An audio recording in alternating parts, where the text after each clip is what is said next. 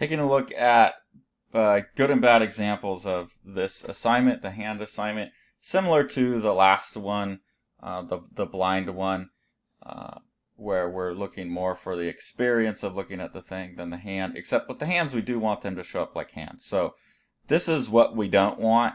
We don't want the Thanksgiving turkey, which is just the outline. I mean, they came inside for like one line, but that's just an outline. Outlines are where things stop. We're interested in where the thing is.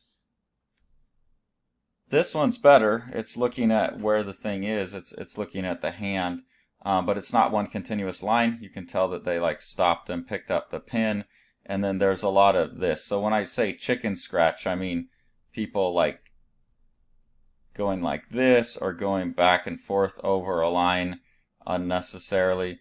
That shows a lot of hesitation. It looks like the person is lacking confidence, which, you know, whether you're sure that you can do the thing or not, don't show that in the image. Just go for it and see what shows up.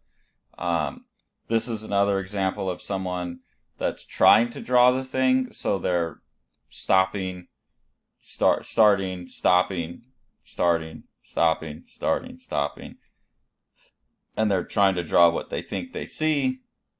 It's better in that the hand is folded up and there's some details on it, so they're looking at the surface as well.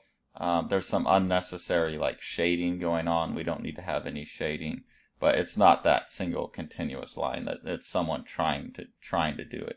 This is a great example. It's all one continuous line. We move inside. We get some of the meat while we're going. We see the hand. I would have liked to have seen maybe even more exploration of like the surface of it, but this is a good one. This is a really good one as well. You can see it's mostly one continuous line. I think where it looks like it's not, like here the pin is just skipping. You can see where it gets lighter, but it looks to me, yeah, like they come up and they go back. So they're not chicken scratching along the same line. It's just they have to follow the path to get back where they are.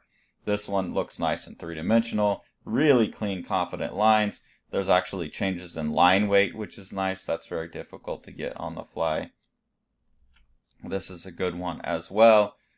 Changes in line weight. They do pick up the pin from time to time, so that's a little bit of a problem. I would have liked to have seen like that come in. So it looks to me like they pretty much went around and did the outline and then picked up the pin and did some of the stuff in the middle. But nice changes in line weight. For the most part, all one continuous line. Feels very three-dimensional. This one's good too. Even though the proportions are off, I can really see that exploration of the whole surface of the thing, not just the outline. Like they're constantly coming in to the surface and checking out stuff, moving from here to here, back over. You know, we'd all be jealous if we could get to that. But this is perfectly fine too. You know, this has all the proportions and everything really well, but this is still a really honest, like, visual exploration. There does look like points where they pick up the pin, though.